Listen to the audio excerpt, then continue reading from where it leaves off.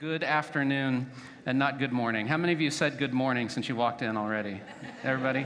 Already? Okay.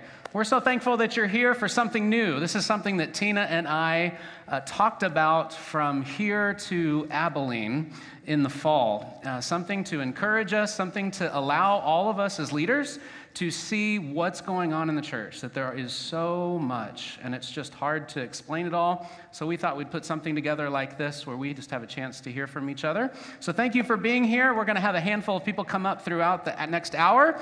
Today we're going to focus on all of the various ministries of the congregation, because the ministry is what moves things around here and allows us to do all those other things. So we want to talk first about the foundations of ministry. What work happens so that you all can do your ministries? What happens is we have some committees that make sure that this is a safe place, that make sure we have the finances we need, that make sure that we're staffed appropriately. And so this is what I might call our executive committee. So I want to invite Reagan Cook, our executive council chair, Lacey Rohr, our PPR chair. PPR is kind of the HR department of the church. I feel like I'm a little loud here or something. I'm just a little, I know I had a coffee, but that's still, even that. Curtis Vick is the chair of our Generosity Finance Committee. Dale Noble is the new chair of our foundation, and Vance Mitchell is the chair of our trustees. So if y'all want to come up here, and we're going to start with Reagan, and I think y'all are going to lead the way.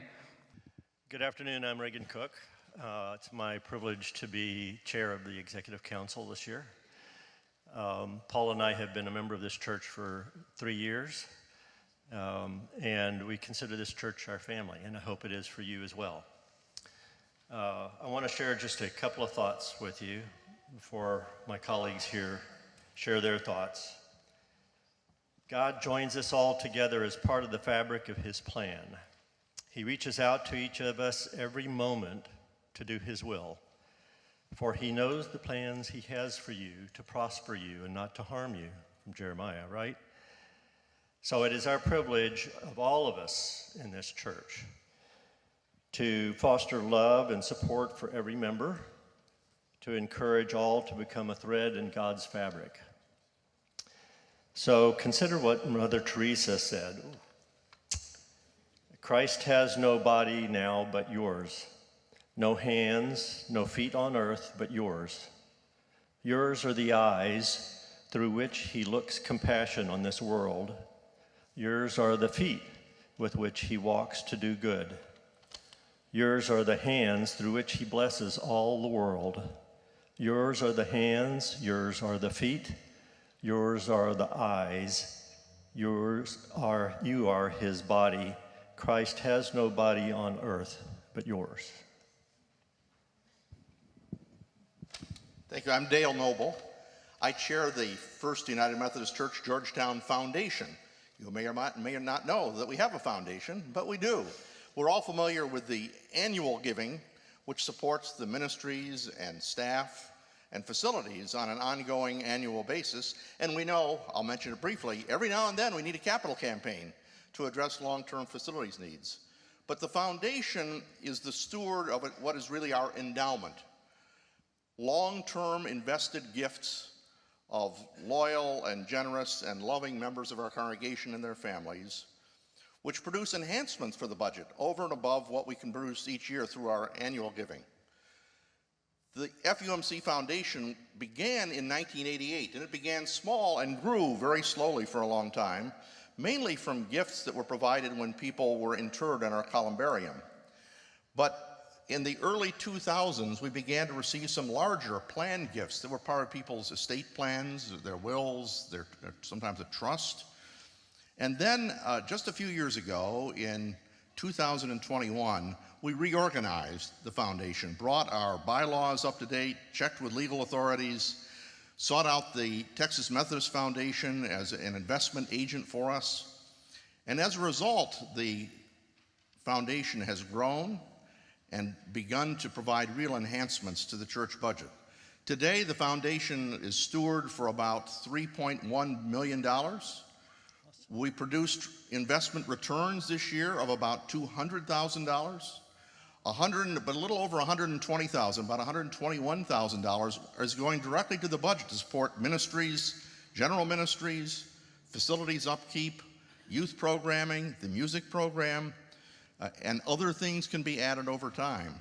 So what we're trying to do now is acquaint people with this opportunity for you to, and we have coming up next month, the gift of a plan, an opportunity for you to think about how your resources might, in the long run, support your church ad infinitum.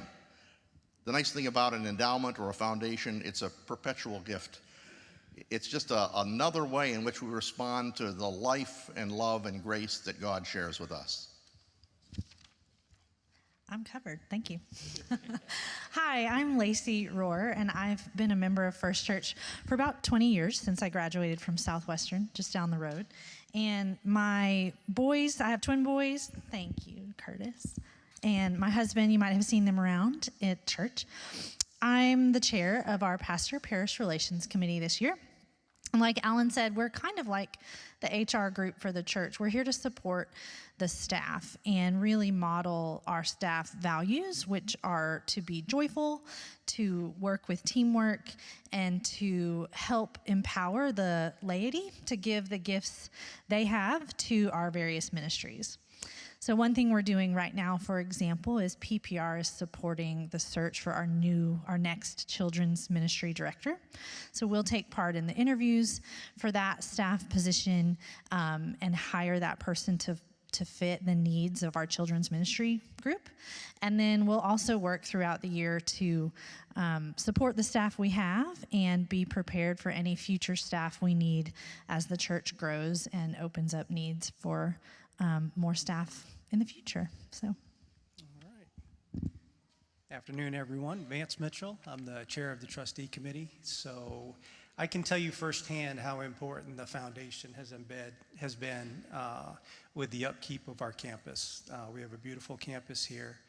And what we've done as a trustee committee here over the past few years is engage in a reserve study, do an evaluation of every asset that we have, its life expectancy, when we need to replace those assets, and what a great way each year to get a distribution from the foundation so we can tackle things like the settling foundation on the narthex, look at a stained glass window repair program that we can do over a couple of years, partner with the Learning Tree to be able to help them with their playscape area. So just myriad of things that we're able to do and we can plan for now. So it's not just, hey, this breaks, let's fix it. It's all right, how can we really help this church, this campus, and all the folks that use it make it the most productive they can. But I will tell you that as a trustee committee, we can help direct, we can help provide some guidance, but the person we really need to thank is Mike Robertson. So I don't know if you all know him, but our facilities director, he deserves all the credit, bringing comments and stuff from you all, things that need to be fixed. He's always here, and whatever the challenge is, he's up for it. So I'll hand it over to Curtis. Hi, I'm Curtis Vick, probably better known as Jackie Vick's husband. I'm sitting here with just an immense amount of gratitude.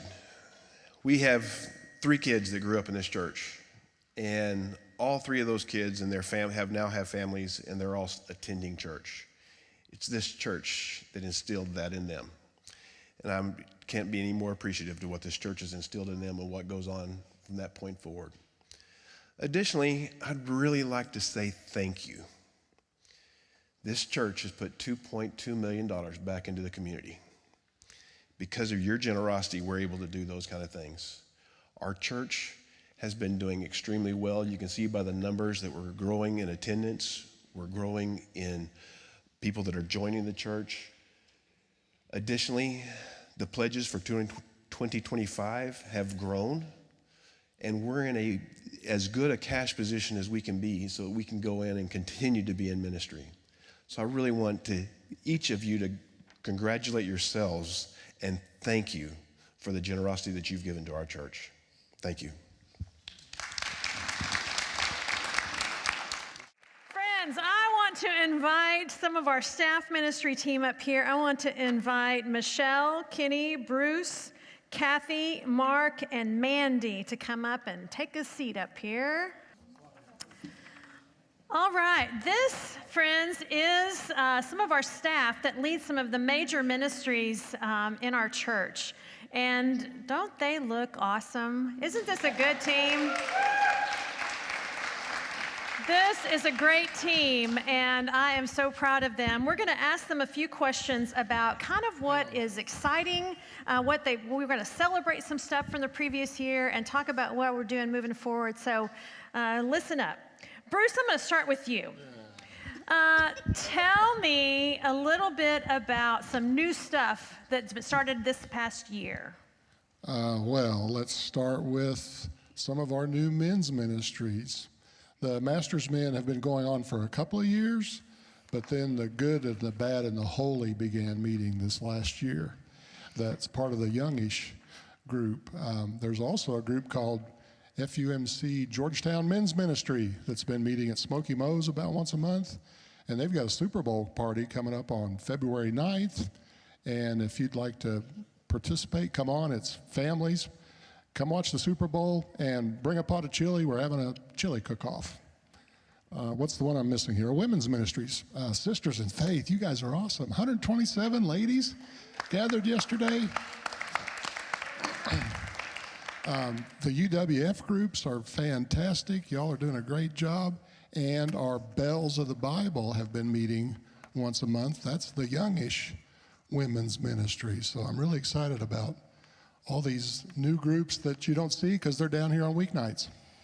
Thanks, Bruce. Bruce is he directs our adult ministry. So he has all of those Sunday school classes and small groups that meet, disciple, Bible study, men's and women's really fall under him, sort of. Alan and I share with some of the men's and women's stuff, but really does a lot in just a part-time role. If you didn't know, he is part-time. Tell me just a little bit about the disciple program and how that's going, Bruce.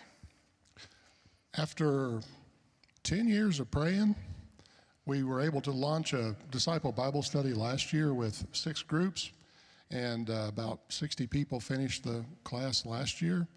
So we stepped forward one more step this year and continue to disciple the first class. There's a series of 4 or 5 of them you can take. So we did Disciple 1 this year and Disciple 2, and we've got a Disciple 1 group and 3 Disciple 2 groups, and about 35-ish amongst those 4 groups still participating.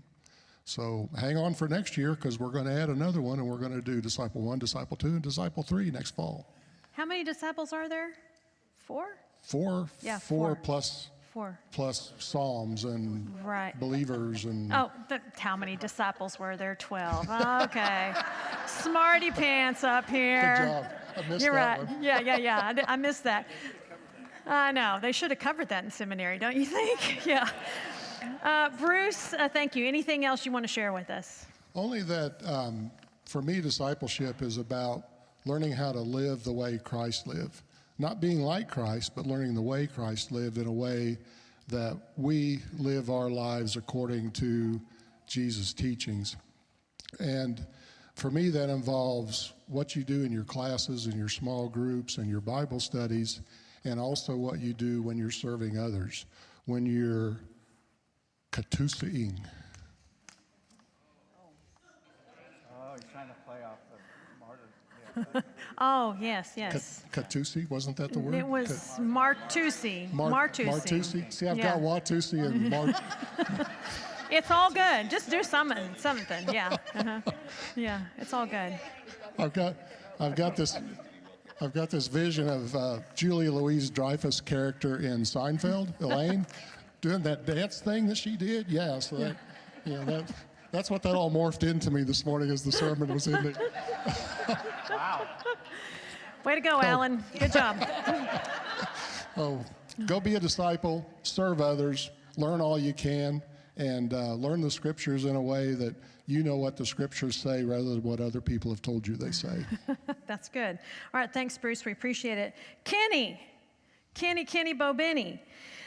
Kenny, I know that you switched up your format a little bit last year about how you're doing the different age groups. You want to tell us a little bit about that and how it went? Yes. This one works. It's possible.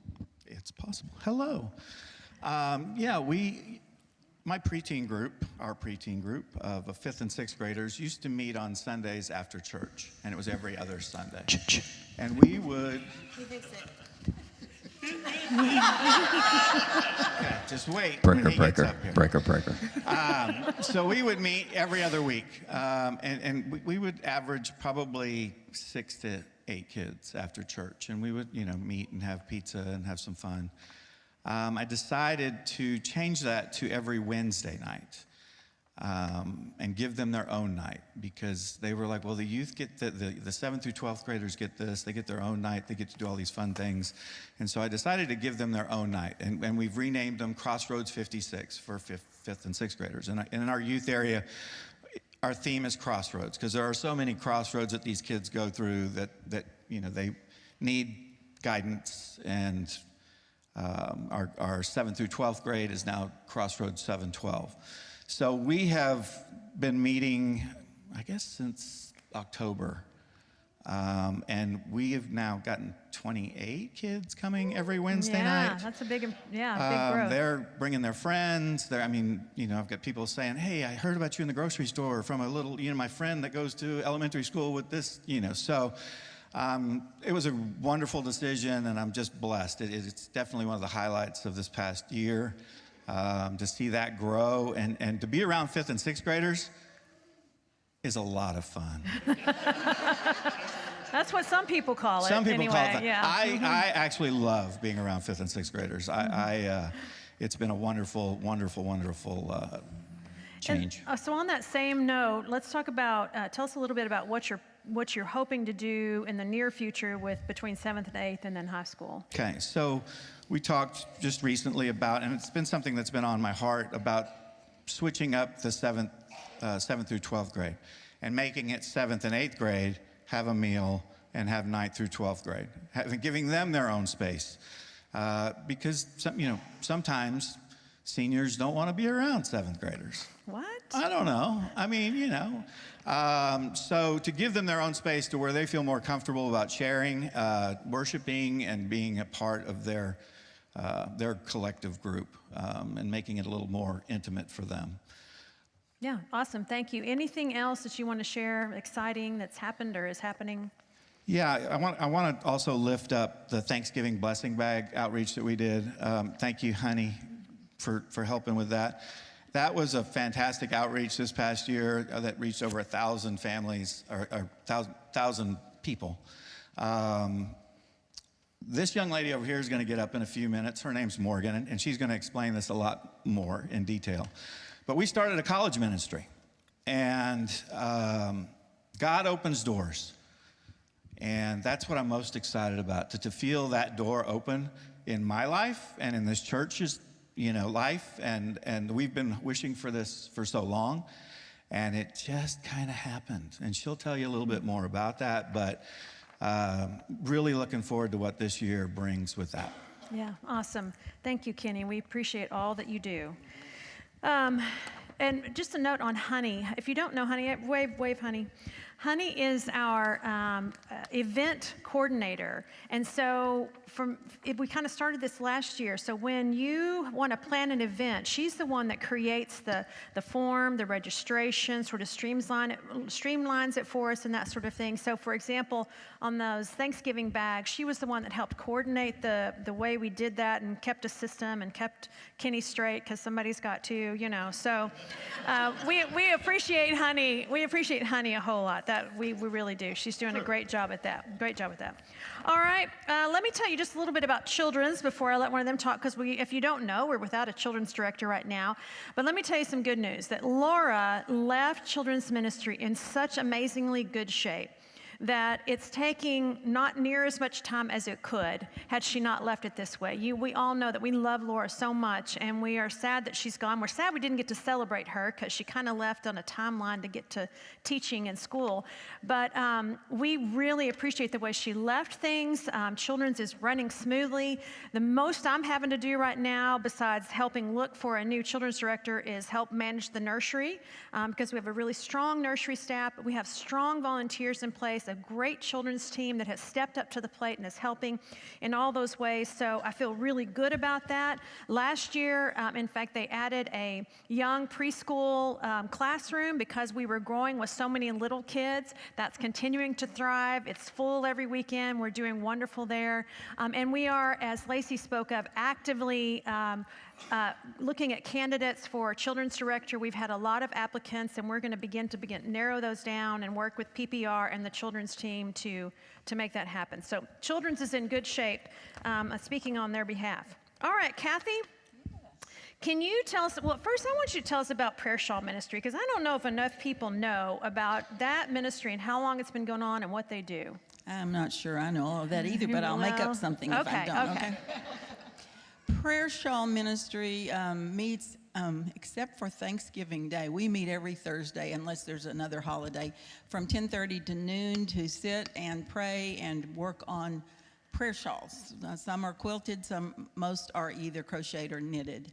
And over the when I came on the job, it had been going a little while, but then it had kind of faded back. So Kay Merritt's really our leader on that, and she said, let's start this up again. And so we did, and it's just grown, and we've brought people in from the community to help make prayer shawls. But the main thing is we've given away in the past, let's say 10 years, 10 to 12, we've given away over 2,000 prayer shawls. That's impressive. And I keep a record of those, and as well as I can. And so that's pretty special. And can I tell 3 quick stories? Please do. First of all, Kenny Bray is a good giver-awayer of prayer shawls because there are many of our youth that really, really need them and want them, and he offers them and they accept them. And I know this story will hit somebody, but we had a youth in the community who died this past year, and 4 of her classmates were really close to her, and it was traumatic for them, for all 4 of those, and Kenny helped give prayer shawls to them. And one guy wasn't going to take one, and his mom said, well, look, read the card. And after he read the card, I have a picture of him with a prayer shawl around him because it meant so much to him then. And Lacey, I think your boys were 2 of the boys. So that's with our youth, but also you've given them to the college ministry, and you give them to the confirmands, and he just keeps us busy. Seniors, yeah. And then another story is Camille Harmon had the opportunity to send a shawl to Jennifer, her housemate's mother, who was very ill up in East Texas, and it didn't arrive on time, and finally it got there, and I think she was having AFib. The doctors were very concerned, and so the prayer shawl arrived, and they put it over her, and the next thing we knew, her AFib had gotten into control, and she said, my daughter's church sent this to me, and I'm fine now. And so I'm assuming she's still doing well, but she felt that she had an immediate connection with that. And the last one is a picture I just got last week from Suzanne McFarland. She's one of our best customers, too, on prayer shawls. She comes and she has a prayer room in her home, and she gives them out, and she had given one to a lady whose father was dying, and it was for the father, and he had it on him all the time up until his death, which was just last week. And she sent me a picture of the shawl with his cat on it, because after the man had died, the cat took over the prayer shawl. So she said, even God's creatures appreciate the prayer shawls. So beautiful. Kathy, if you don't know Kathy, and I'm sure you all do, but she does lead our care ministry, which is a team of the pastors. She kind of tells the pastors what the needs are in the care ministry. And then tell us a little bit about Georgianne's role, Kathy. Well, I'm not quite sure Georgianne's role, but she's not up here, so I'll make up something about that. Georgianne, yeah, I know, but she's out there. But Georgianne is, she told us this morning. Yeah, care advocate. Yeah. Care advocate. Yeah. So she's planning this new thing that new old thing where we're going to get our lives in order so that we're ready for what comes down the road. But she's also helping mostly with our care chaplains and helping them get involved in ministering to our community. Mm-hmm. Yeah. Anything else you want to share with us about care ministry?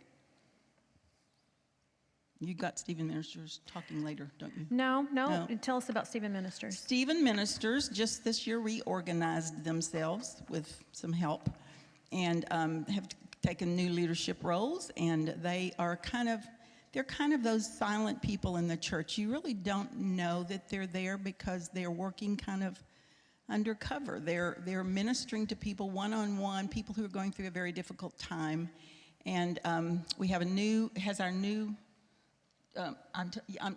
going to ask a question to you, Kim. The new leadership, the new Stephen Minister training, has that already begun? Yes, they started on January 6th. Okay. Yes. So we have two people being trained as new Stephen Ministers, and so Kim is leading that this year. Russ Parmley is directing you're the ones I send referrals to, which I've done that lately, and Margie Fuhr is going to help with education, and Margie Breslow is going to help with publicity. But we have how many active Stephen leaders? 10. Ministers. 10 active Stephen ministers. And so it's just something that they are not, because what they do is very confidential. So yes, very appreciative of them. Thank you so much, Kathy. Thank you for all that you do. You really are a blessing to this congregation. All right. First, how many years have we been doing Stephen ministry here at this church? 1979, I believe. So right what is that? That's 45 years? Yeah, there you go. All right. That's a long time to be doing Stephen ministry. I love that. Thank you guys for your continued work. Michelle, I got some questions. Michelle is our preschool director, learning tree director. She's been with us for 4 years now. She does an amazing job, has a large staff. So for you, tell me a little bit about some things you want to celebrate that have been going on in the preschool. There are so many things that I'm proud of that have evolved over the last 4 years. Of the growth in the staff and the growth in the program, the trainings that we take and how serious the teachers and staff take everything. I'm proud of the partnerships that we have with FUMC ministry at large. We started last year PPP, which is the PALS Preschool Partnership. And some of the pictures you saw where once a month we'll bring some pre-K children over to work with that dementia care program, and it's really a hoot. They have a good time, and it's good for social emotional learning for both our older friends and younger friends.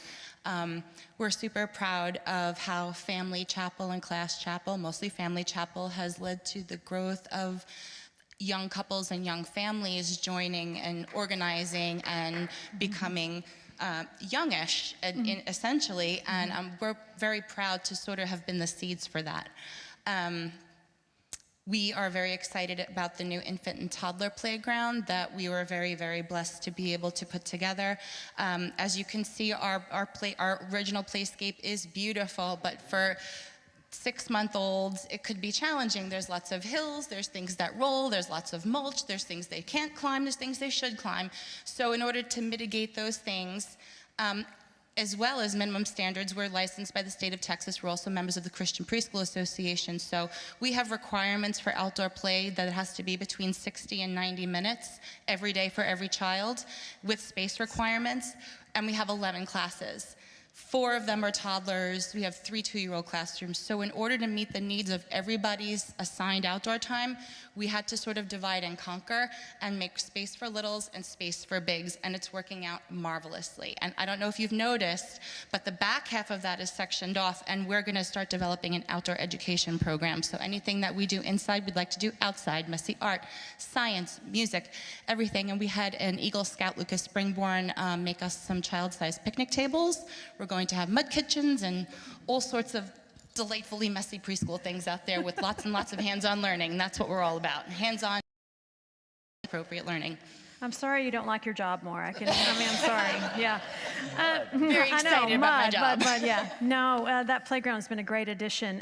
Tell me just a little bit about what sort of training do your teachers have to have? Like just in general, is it a lot? Is it a little? Like every teacher has to have mandatory 24 hours of state-approved training in methods, health and safety, infection control, medication administration, all of these things that any daycare in Texas would need. We also need, but we go further. Most of our staff are members of the Association for the Education of Young Children, and that is the gold standard in this country. They have a federal office in Washington, D.C., and we are a part of that. Most of us are members of that, and we take their trainings, and we recently went to New Orleans this past June and did a learning lab with them, and like 7 or 8 of us went. That's good. Well, Michelle does an amazing job. Our preschool continues to be full with a waiting list most times, and she's doing an amazing job. And her team is so great to walk down the hallways and full of energy and interacting with the kids and counting the kids. I always love it when they're counting, you know, making sure they've got every kid. Tina, I've got a question. What? I've got a question for Michelle. Historically, the learning tree has done such a good job.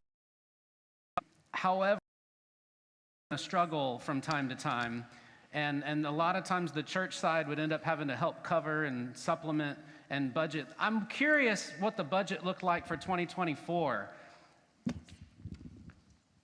This past, we are in a surplus right now, so. Surplus?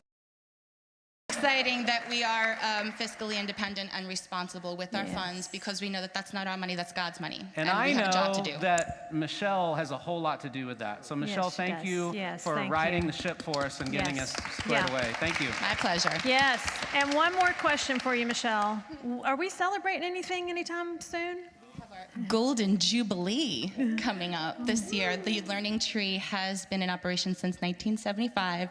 We are currently putting together a committee to celebrate that in sort of a small scale wake, similar to the 175th that we had here, but a little smaller. And we're planning to march in the Christmas parade, have a stroller parade, decorate your strollers and wagons. So we really want to be a part of bringing that out into the community. We've also, separate thing, we've partnered with Bridges to Growth in the Georgetown project. So we've not only done a lot of FUMC crossover and outreach, we've done a lot in the community as well. Awesome. Thank you, Michelle. That's 50 years of the preschool. That's really unheard of in preschool world. So it's amazing. Yeah. Only the best for us. Yes, yes. Okay, now to our music program. Here, some things about things that have happened in the past year or two, because there's just been a lot going on. I just handed that to you. Ladies first. Celebrate on. Yeah. I love what I do. I like being up here most every Sunday. It's kind of my happy place, doing music and leading worship. And I have, in the past couple years, I have taken on the role of contemporary worship coordinator.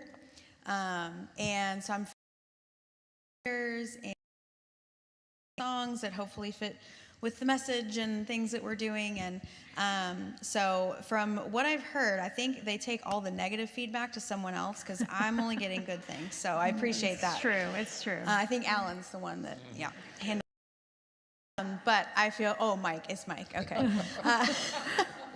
But I feel like our worship space is just, this gym gets transformed on Sunday mornings and just becomes a place of holiness and togetherness and worship. And I'm loving being a part of all that. Yeah, and you do a good job leading. The band over here is really amazing. Anytime somebody new, they come in and compliment the music that's happening over here, so we love that. Tell me, Mandy, is this 10:45 service, is it shrinking, or just people just not really coming, or what's happening? Yeah, we have the opposite issue. It is growing, and lots of families, which I love, because for a while there, my children were the loudest, and not anymore. Not anymore. Not so anymore. I love that. They can just join in now. So yeah, I love it. I love, we've got the stroller section.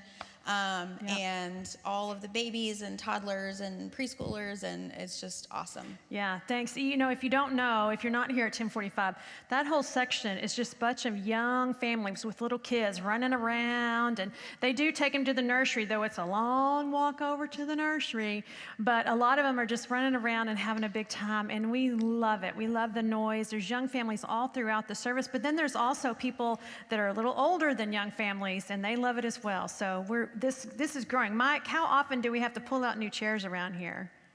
Yeah, pretty often. Pretty often we're like, Mike, we need some more chairs. So that's a good thing to happen. So thank you, Mandy. Mark, tell us about what's been happening in your area of worship arts. Well, you certainly haven't lived until you've had to usher 40 Texan Methodists through Manhattan to make sure that they all get on buses and planes and hotels, and just like the preschool, I counted 1, 2, 3, 4. We didn't walk backwards. Only Friday night after some of them visited the pub, but we won't talk about that. But it was a great time. Choir, we have a great time in the choir, and if you know, on both sides of the organ pipes, we are able to have 25 seated in the choir loft on each side, total of 50, and our roster right now is at 56.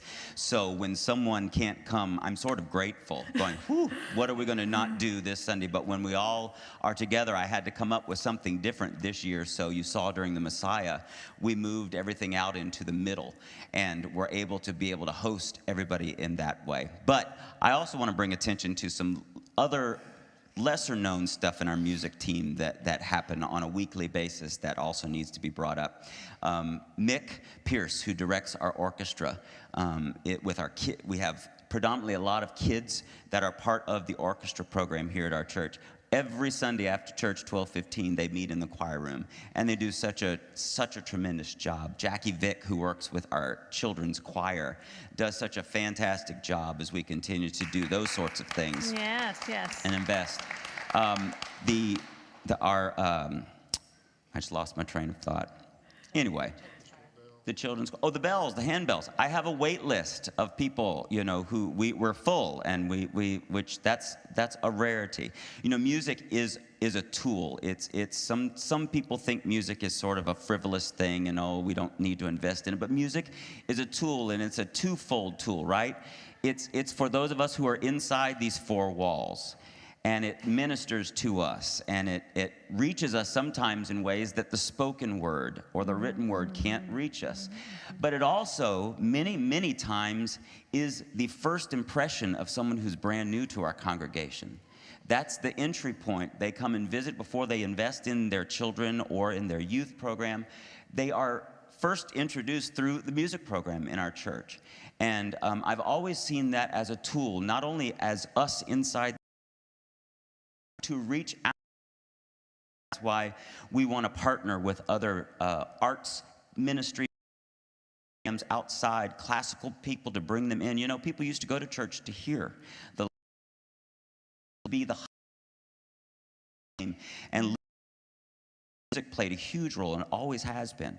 And so I've always tried to be that person or that ministry, to be not only just for us, but outside our four walls, whether it be in a modern expression of worship, whether it be in choirs or handbells or the organ or piano or whatever, that we be those people that when people come in and go, wow, this place is legit. I want to invest. I want to be a part of here.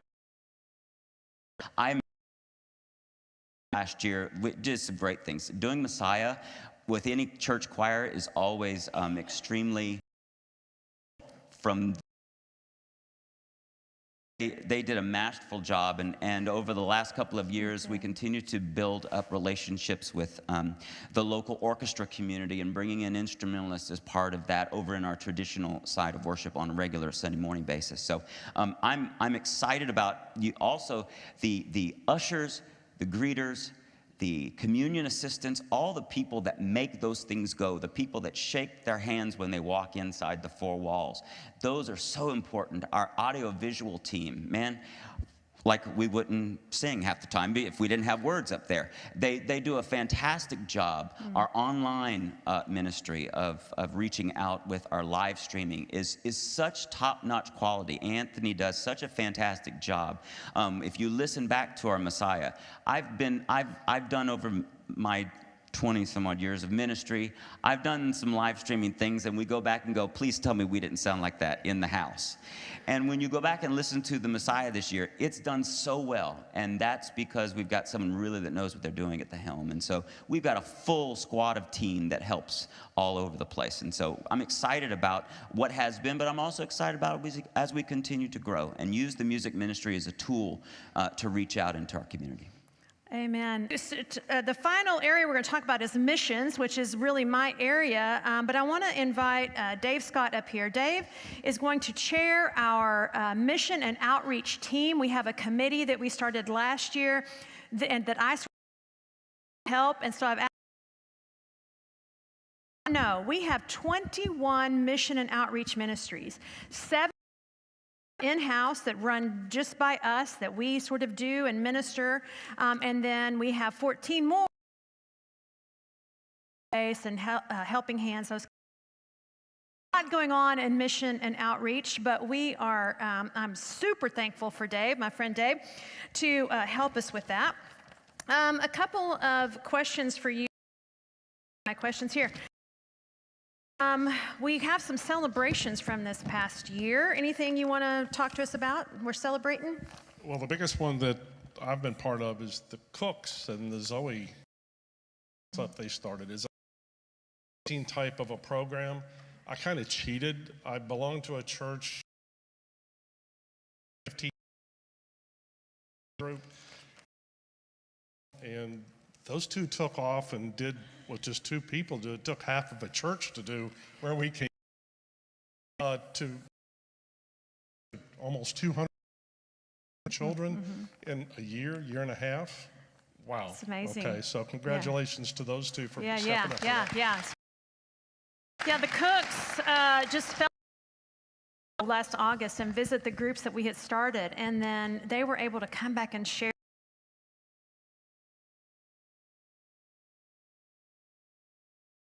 This year we raised an enormous, what was it, 38,000 this Christmas Eve to support, not only finish supporting our 3-year commitment to those 2 groups in a year and a half, but also to be able to start a 3rd group of youth. So really amazing work. We're loving that. Tell me about some things that you're looking forward to doing and getting us going on. Well, again, I've been involved with the outreach and the mission groups for 27 years in 3 different churches in this conference. So I've had a little experience. I'm the regional coordinator for training for UMCOR, along with another gentleman up in Salado. We've been to quite a few missions, and I have to mention, of all the churches I've been to, Georgetown has by far one of the most energetic groups to come either for classes or to go on a trip or whatever.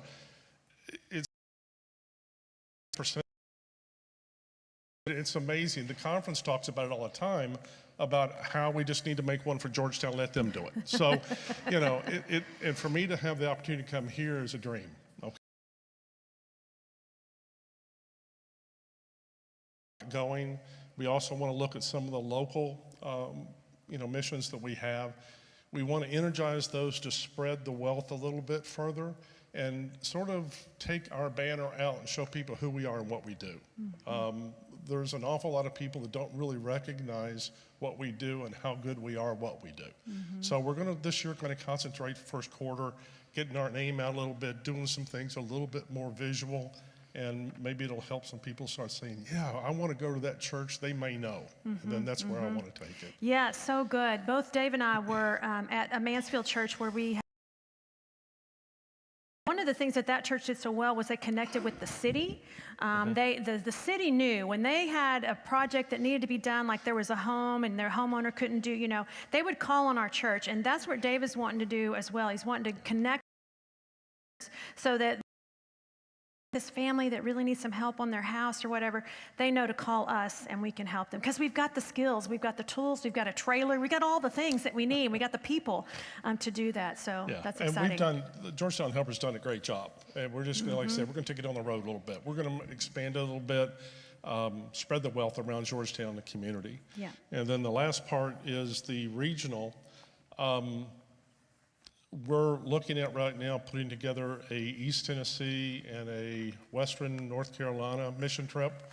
My wife's down there now. She flew in Thursday. She didn't do it just for this. We're from East Tennessee, so she's down there seeing families. But she's meeting with the conferences down there tomorrow and Tuesday to try to find out places to stay, what events are. 2 to 4 years is the estimated repair or finish in that area. We still have quite a few communities with no water. Roads are starting to fail again. So far, $78 billion have been spent. 230 lives have been lost. It's still a disaster we need to get involved with. So I'll be putting out, once we get some solid dates and some solid places to stay and everything, we'll be putting out a list to go. And we've got right now 3 or 4 other churches that are wanting to go with us also. So it's for the next 2 or 3 years, we hope to share the help and repair that we can. So that's what we're going to be looking for in the near future. All right. Thanks, Dave. Appreciate it. Yeah, thank you. All right. But we're going to keep on rolling as we welcome 4 who are representing emerging ministries, things that are going on here in the life of the congregation. So we want to welcome to the stage Justin and Heather Gause to speak about Youngish. No, and Liliana too, everybody. We want to welcome Bob Kalka, who's going to speak about the men's ministry. We want to welcome Barbara Bergman, who's going to talk about the women. And Morgan Garrett, who's going to talk about college ministries. Y'all come up and take a seat. I have to go? You have to go. Yeah. Okay, so Youngish, one thing I've been excited the last year about that was more organic and not something we planned was just people stepping up and coming up with their own groups. We had a men's fantasy football league that one of the members was like, let's do fantasy football. And the women did an ornament exchange that was kind of organic, and a lot of meal trains. Somebody had a baby, we had a meal train. It was great. I'm gonna let you say some stuff. Yeah, so we started Youngish this year. We got to help start it, and so it's been such a fun journey and so fun to get to know different folks. And so Youngish is, we kind of say, there's really not an age limit. It's anybody who feels youngish, right? And so we've got quite a range of ages. And some people are married, some people are single, some people have kids, some people have young kids, old kids, some people have no kids. So it's really just a place for whoever wants to join. And it's been super fun to get people together. So as Bruce mentioned earlier, we have a women's Bible study that meets twice a month called Bells of the Bible. And then we have a men's Bible study that's called The Good, Bad, and the Holy, and that's twice a month as well. And then we have a Friday morning women's Bible study as well, Young Moms Bible study. And we also do Holy Smoke. We did a couple of Holy Smokes this fall, and that's a Holy Smoke team. And Holy Smoke is just a fun time to get together after church and grill out together and get to know each other. And then we also did a couple of Hat Creek nights. So that's been super fun, and it's just been fun to get to know different folks and start to build community in this season of life. And so, yeah, we feel super honored to be a part of it. And we have a Facebook page. So if you're interested in Youngish, feel free to reach out to Youngish, FUMCGT@gmail.com, I believe it is. Or Youngish at FUMCGT on Facebook, or just find me on Realm, and we will be really happy to have whoever wants to join. Oh. And coming up this year, the women are doing a book swap, and I'm really jealous that the men are not doing this. You could make it happen. I love that. I'm Barbara Bergman. Just a little over a year ago, I took over leadership of United Women in Faith, and I would dare to say we're the longest-standing women's organization in the church. And I had two dreams. I wanted to reach out to all the women in our church. I wanted to have a women's retreat, and I wanted to really empower the younger women. So I asked if I could have a meeting with Pastor Tina, and I said, well, these are my dreams. And she got up out of her chair and said, these are my dreams too. And she said, let's make it happen. And it's been such a lovely, lovely journey. Our first women's retreat, then she came up with this great idea. Why don't you guys run a tea, host a tea for the 175th anniversary? And I think we had about 130 women here last June for our tea. And then our first retreat was last September. And then we met 3 times last year with the younger women and said, please come to dinner with us. Can we just listen to you? What are your dreams? What are your hopes? And they told us all about them. And then they took their own leadership. They made those dreams and hopes come true. And they met with our pastors, and Youngish was born. And I will say this, that we've just been meeting recently with a MomCo group, used to be MOPS, and they will be starting what do you call it, a monthly group in our church. So the expanding ministries are the delight of my heart. And so what do I foresee in the next year or 5 years? Well, first of all, we want to engage and connect all the women with their spiritual journey and give them tools and avenues and processes and prayers to have the fullest life in God that they can. And we want to connect all the women with one another. And so we look for opportunities to do that. We had a survey that we asked women to fill out yesterday at our second retreat, 127 members. I'm going to repeat that. And so we're going to very carefully go over that survey and see what our next steps are. And we also have our first in a long while overnight retreat, September 12th and 13th at Glen Lake Camp. So we're already advertising that and hoping that we'll gather a wonderful crowd for that ministry. It's a delight to really rest in God and say, what are your dreams?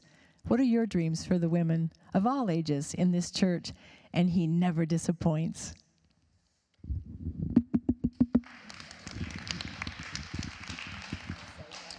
So following on Barb's comments, I'll just observe that it's dangerous to be married to someone involved in the women's ministries in this church. Because after the women's tea with 130 women, my wife came home and said, what are we doing for men? I said, I don't know, you tell me. She said, well, I'll tell you what we're doing for men. Well, think about this. So it's kind of bizarre to say that we're talking about men as an emerging ministry of the church. It really is. It's kind of a bizarre thing to think about that, but it is, right? There's some great groups. The United Methodist men have been meeting on Monday mornings for years and all that stuff. There are isolated groups of men. But where are the opportunities in this congregation for guys to connect? Do guys actually connect? Yeah, but where do they have opportunities to do so? And so it really was kind of I don't know. So my wife, Kelly, who's watching, hey, honey, said, why don't you have a barbecue? And I said, I really don't want to do that. I got stuff going on at work. And she says, no, we're going to do a barbecue. And I said, okay, I guess we're doing a barbecue.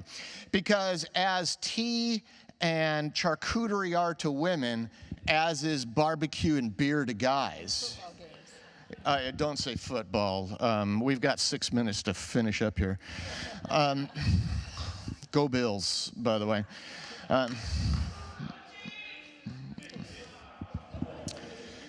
Next. No, so anyway, the church wouldn't allow us to bring beer in here. We could have brought non-alcoholic, but whatever. So we had a barbecue last fall, and we had 90 guys show up, okay? And what was wild about it is I had several guys that showed up who pre-warned me, hey, I'm an introvert, I'm not sure I'm into this idea of getting together with a bunch of guys. I literally had 3 or 4 people. And the first 5 minutes was like, what do I do around all these guys? And 20 minutes later, the tables, you were there, man, the tables are cranking, everybody's going. And we asked them for ideas of things they'd like to do going forward. We got 45 unique ideas. There were a lot of them that had a lot of people vote for.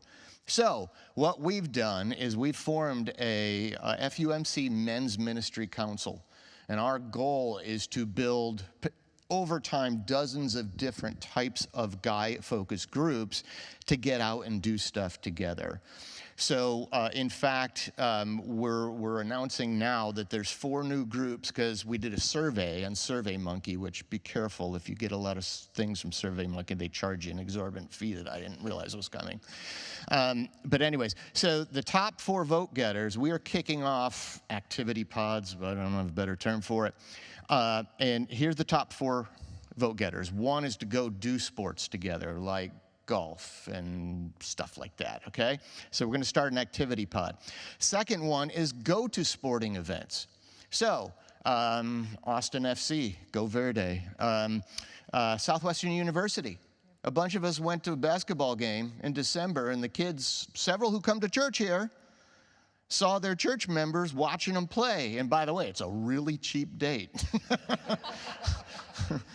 Right? And Round Rock Express, right? So that's a second activity pod, is to organize, going to sporting events. Third are service projects, big surprise, guys want to get hands.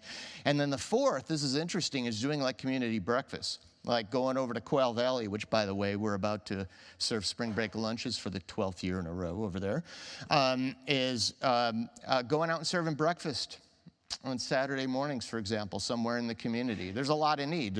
I don't know if you realize it, but there's been several homeless people who've been living around the library, who've been coming to church here, including this morning. There's a ton of need. There's some great stories from the men, but I'm taking too much time, so I won't go there. But there's incredible stories from yesterday of serving the homeless just with what was left from the women's tea yesterday. The need is all around us. So for guys, there you go. It's doing sports. It's going to sporting events. It is service projects, and then doing pancake breakfast stuff.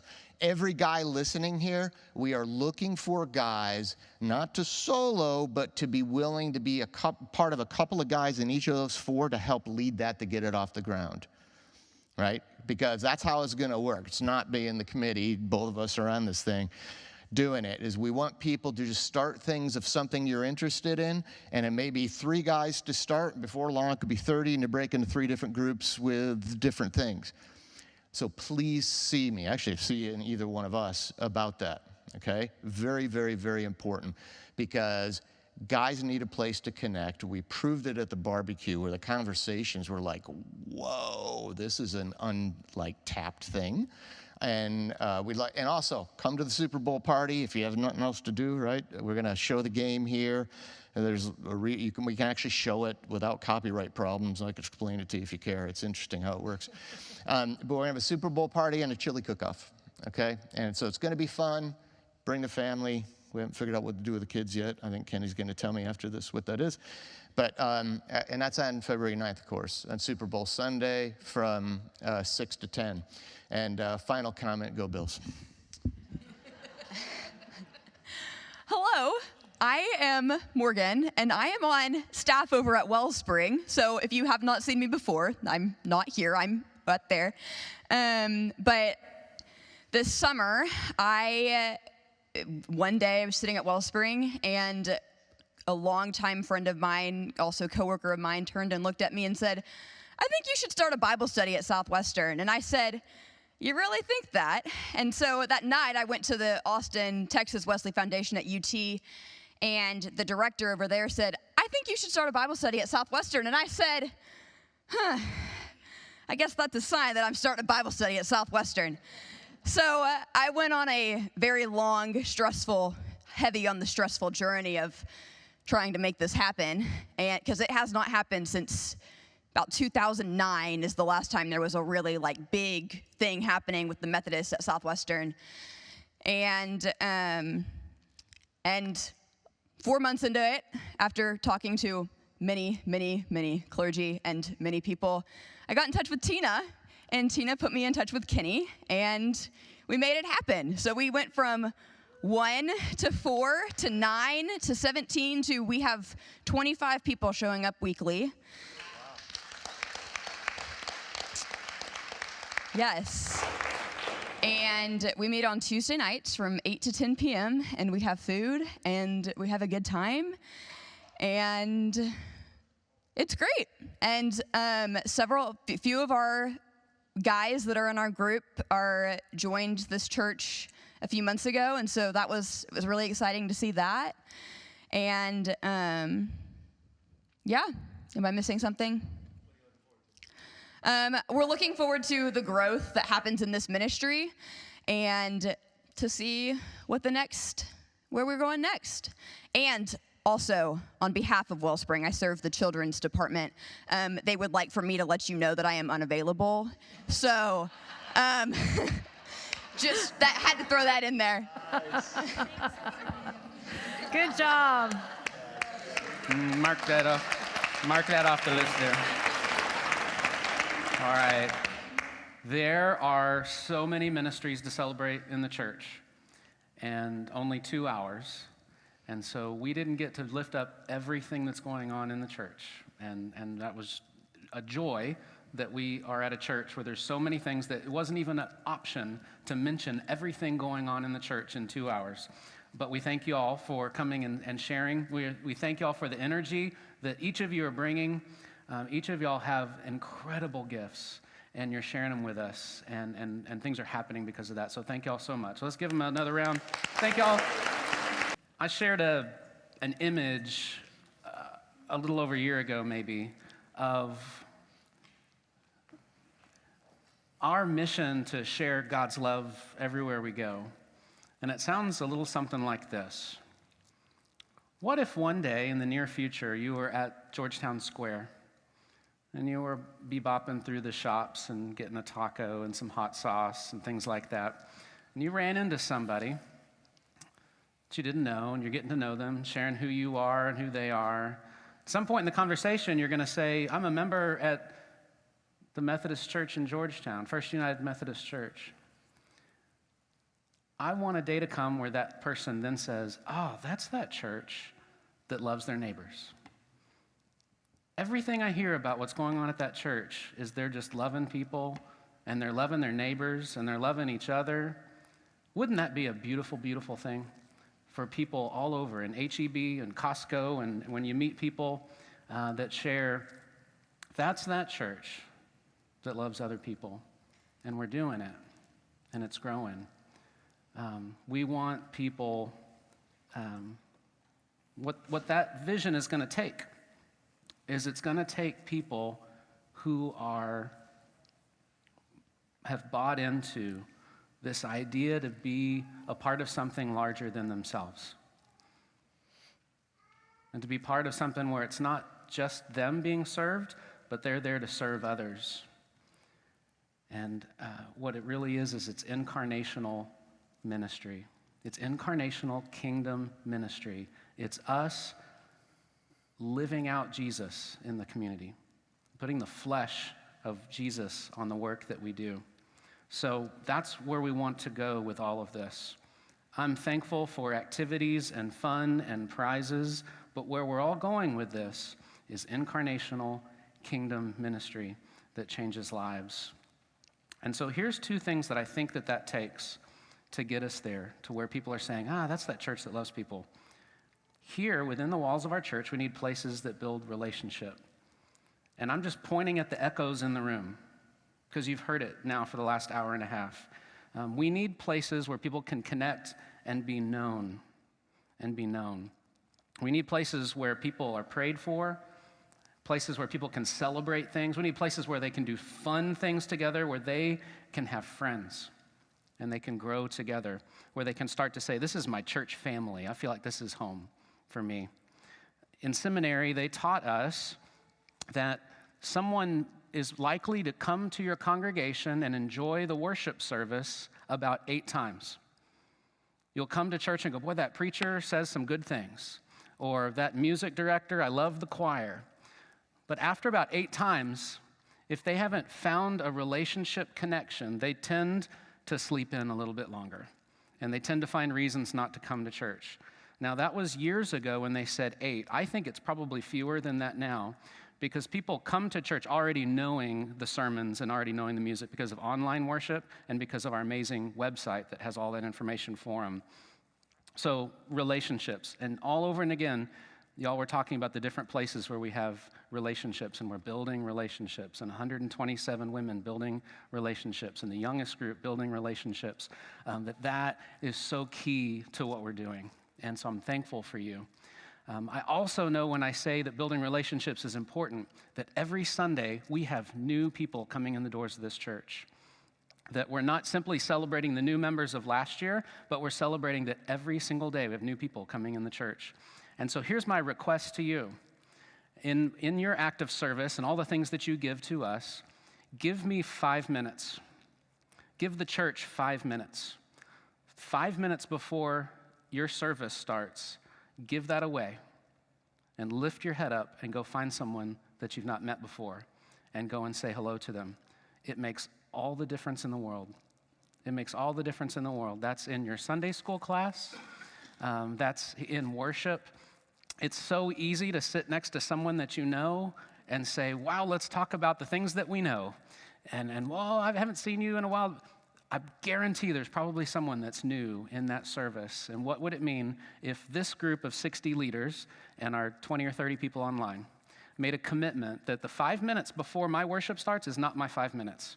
It's 5 minutes that I give away to serve, to try to connect, to make that one comment that's going to make someone say, this is a place I want to try to connect, right?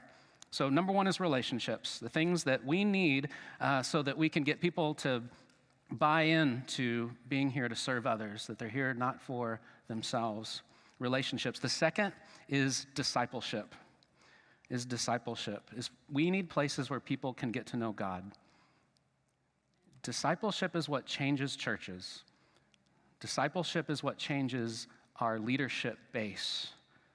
It changes the generosity of the congregation. When we start talking about capital funds campaigns, Brad and I talk about this a lot at Round Rock.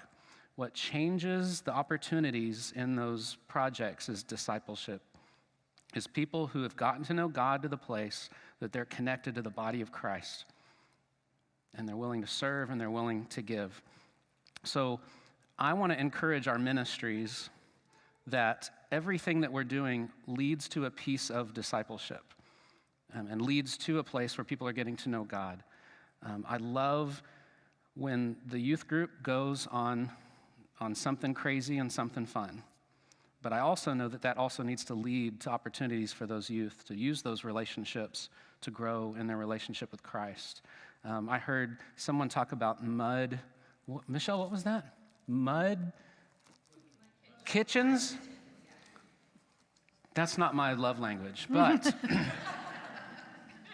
the mud kitchens of the church have to move into discipleship.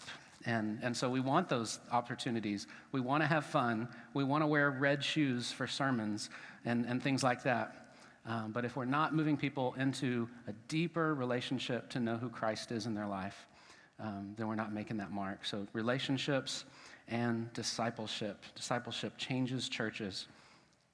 I want to spend a minute with you and have the talk. Uh-oh.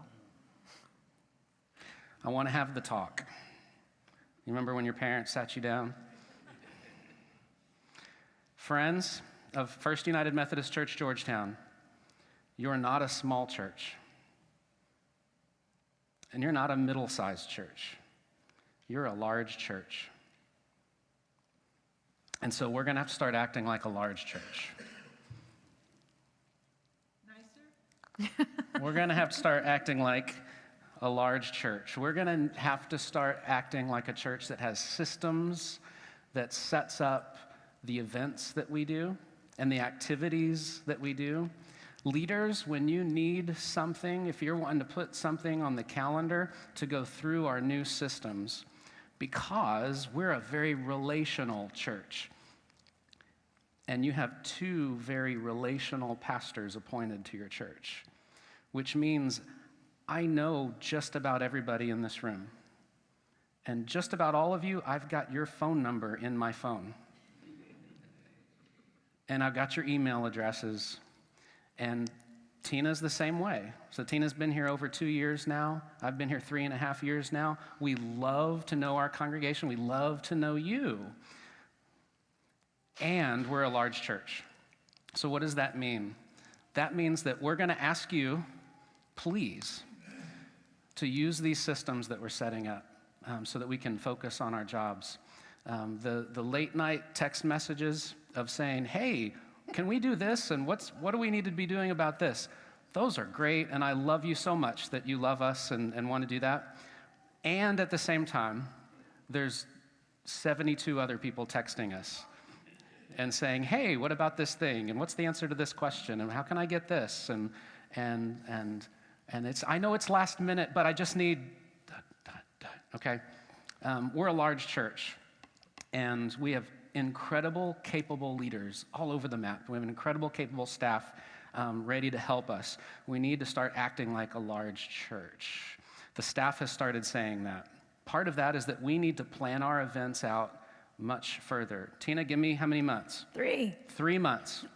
We need to be planning 3 months in advance for everything that we put on our calendar. It helps communications to be able to lay it out.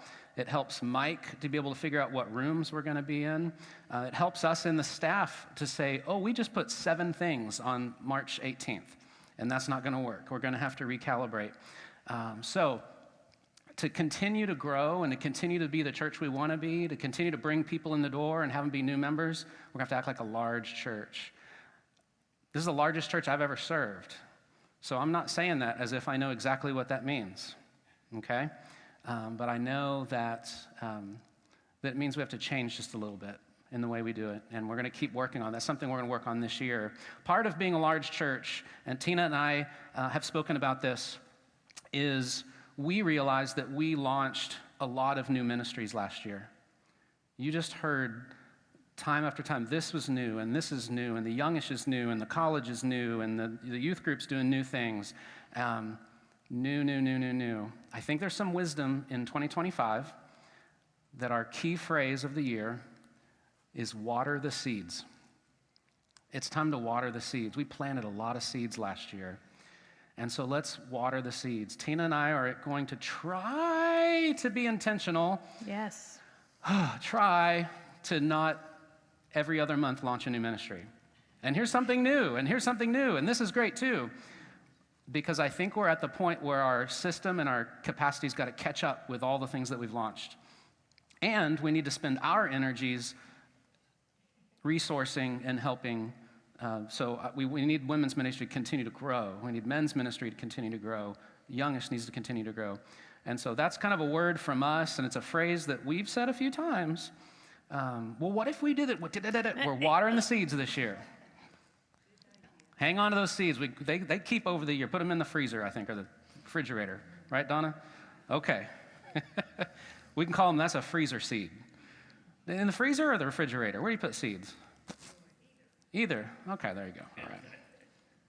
I want to share one more thing, and it is new, and it is on the walls here in front of you. This is something that we want to direct a lot of appreciation to Honey Habengrather, who has helped us put together an online jot form, an online form for all of our events to go through for registration.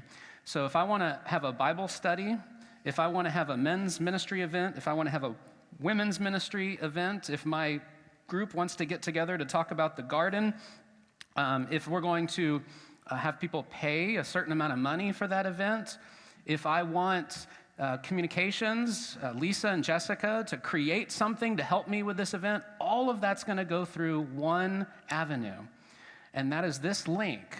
And you can find it there. It's the QR code, but the easiest way is bit.ly, which is bit.ly/FUMC event planning form. If you call into the office and say, hey, I want to check the calendar for that, someone on the office side is going to say, you're a beloved child of God. And can I encourage you to go to this website that we're going to send you so that you can, we're going to make an effort to make this work in the next year. In the same thing that I was talking about earlier, being a relational church, we have people pulling Bruce aside. Hey, Bruce, let's do this thing, and what about this?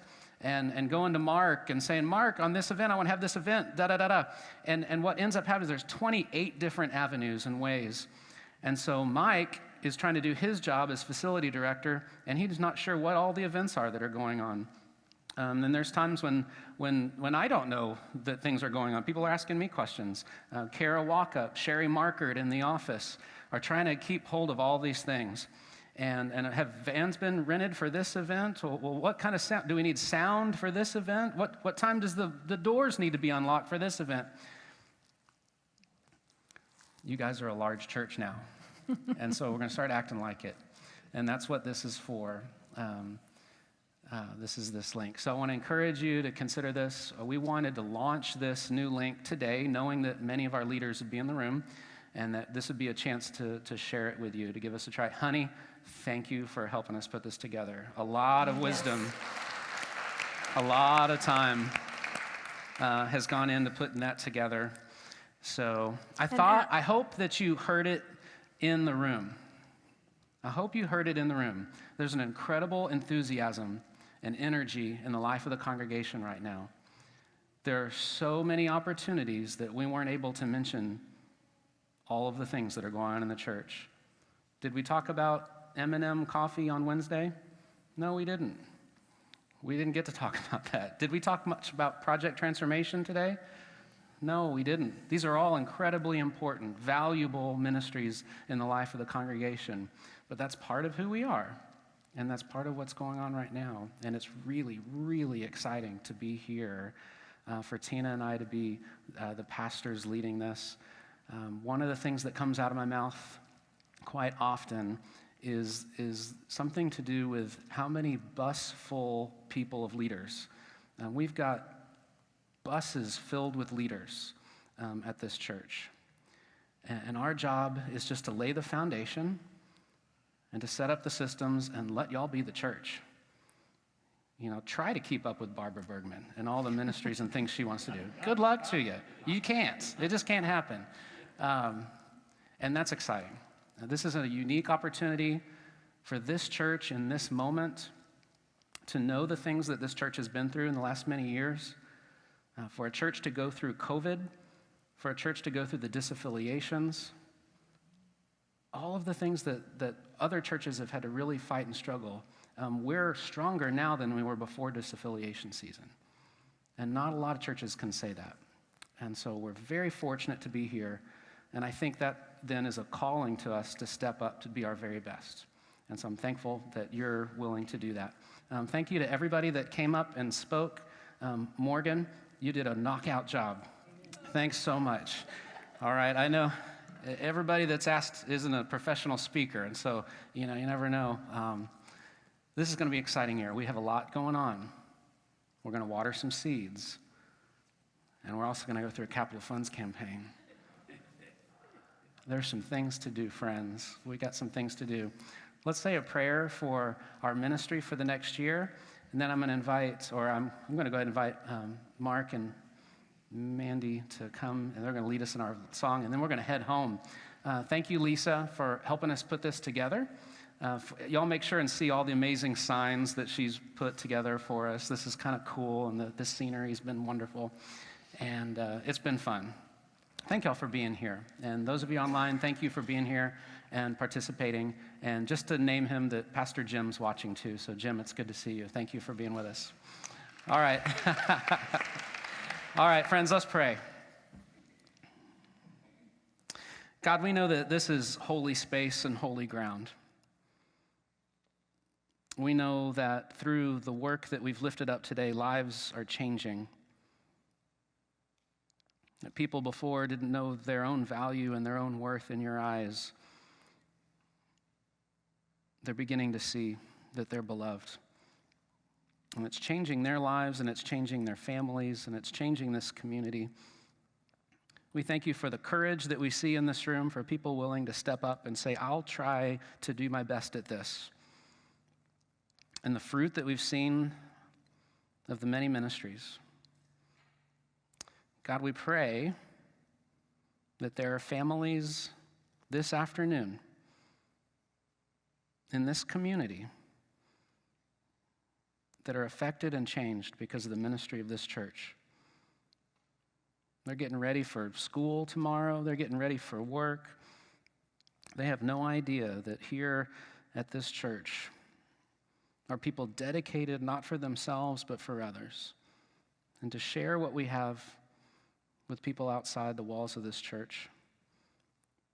We thank you with an incredible gratitude for all that we have, and we look with some incredible expectation ahead to the journey that you've got ready for us. Thank you for these leaders. Thank you for these volunteers, for all of the hours and the time and the energy and the effort that goes into making this church who we are. It is these people that make this a great place. And we give our ministry not for ourselves, not for our egos, not so that we can tell our friends our church is bigger, but we do it for you. In Christ's name we pray. Amen.